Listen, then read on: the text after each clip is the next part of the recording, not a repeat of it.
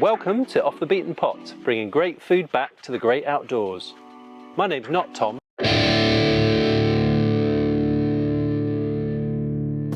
And today we're cooking beetroot bresaola in a Dutch oven.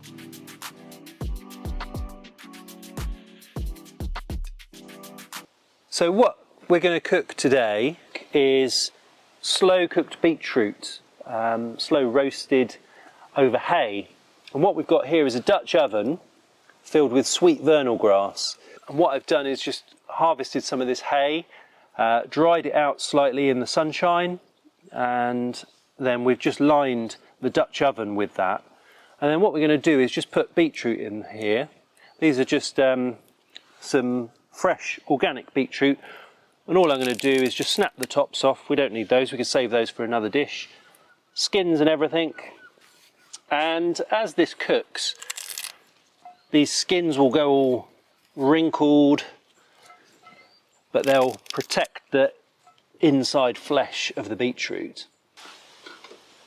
Okay.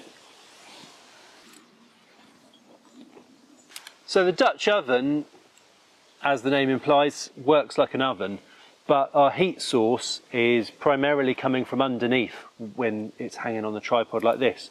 But the great thing with Dutch ovens is that you can put your coals on top as well, which then gives you heat from all sides, from underneath, around the sides, and from on the top.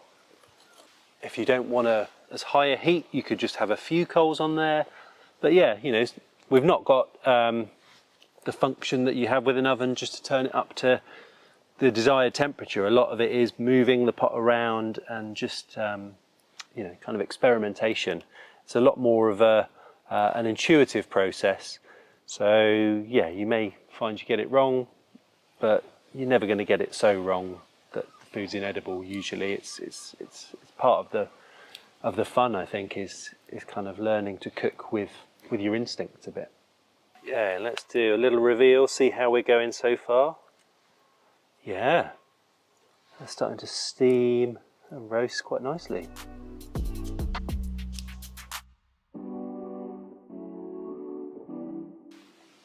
So if we were doing this in a conventional oven at home or in a commercial kitchen, you'd be looking at a low sort of temperature, about 150 degrees, but it can be quite flexible. So over this fire, as the embers have been dying down, it's probably been you know, kind of that sort of temperature, I would hope.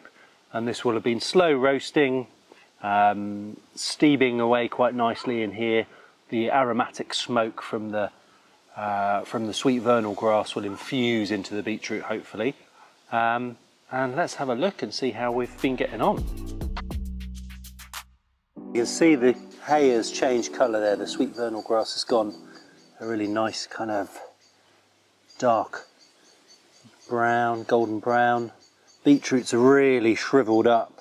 And we'll let them cool slightly before we peel the outer skin off. So these are now cool enough to handle, and you can see how wrinkly the skin is there, and that just peels away quite easily.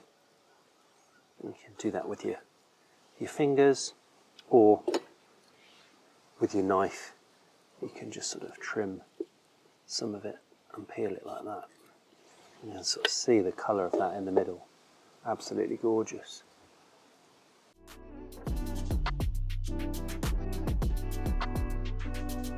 What we're going to do is just slice these really thinly. So I've got a very nice sharp nakiri knife here, and all I'm going to do is just cut through a little thin sliver like that. And I call this beetroot bresaola just because it looks very much like slivers of a dried beef. It's one of those dishes that even meat eaters would really relish the opportunity to try this. It just looks like just incredible. And the big question is, how does it taste? Really good. The smoke has infused that. It's not like beetroot that you might be used to with pickled beetroot. It's kind of got a warm, earthy sweetness, the sort of sweet jammy flavour from the long, slow cooking. And the texture is just melt in the mouth. It's really, really good. I think probably my favourite thing to do with it is grate some fresh horseradish over it or toast some hazelnuts, but it's very versatile. There's lots of different things you can do with it. This time of year mustard flowers are out and they're really good, harvested like a little peppery hit with the sweet sticky beetroot. So then we get an extra thing from this dish. We've got the hay at the end, the sweet vernal grass that's been slowly roasting away with the beetroot.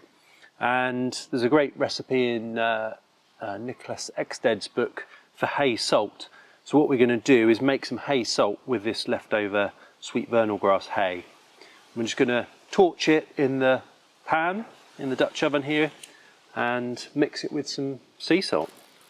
So we're waiting for it all to catch and turn to ash, and then once it has, and once it's burnt out, we'll let it cool and we'll mix it with some lovely sea salt, which can be used as a finishing salt. We wait for the embers to finish smouldering so that it's cool enough to handle, and then what we'll do is mix it about 50-50 with some good quality sea salt, and then that makes just a really wonderful finishing salt as a garnish. So with our first little fire cooking video today, we've done beetroot bresaola and hay salt. But yeah, this is definitely going to be the first of many videos that I'm going to be doing with Tom, cooking over fire. And we're going to do quite a bit of trangia cooking as well. But yeah, cheers and gone.